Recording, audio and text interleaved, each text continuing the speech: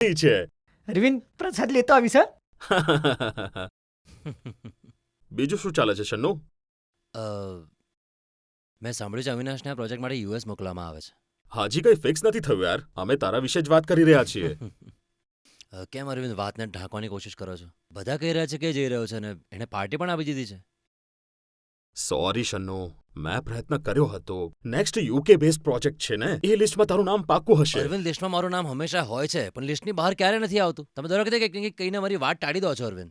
મેં team લીડરની post માંગી તો તમે ના આપી. હવે ઓનસાઇટ માટે પણ તમે આ જ કરી રહ્યા છો અરવિંદ. ઓન સાઇટનો નિર્ણય ફક્ત મારો નથી હોતો યાર, મારી ઉપર ઘણા લોકો હોય છે. હા, તો લાસ્ટ ટાઈમ મનોજને મોકલ્યો તો તમે. ત્યાં જઈને એણે શું કર્યું? મારે આખો પ્રોજેક્ટ અહીંયા બેસીને કરવો પડ્યો. મેં કેમ કર્યું એવું? તમારી આબરૂ બચાવવા માટે અરવિંદ. એટલીસ્ટ એનું એપ્રિસિએશન તો મળવું જોઈએ ને મને. જો આમ જ હોય તો કહી દેજો અરવિંદ, હું બીજી કંપનીમાં જતો રહીશ. અરે શન્નુ, જે સિન્સિયર કામ કરી નિબ્રજ રાજનીતિ રમાય છે, ડર્ટી પોલિટિક્સ.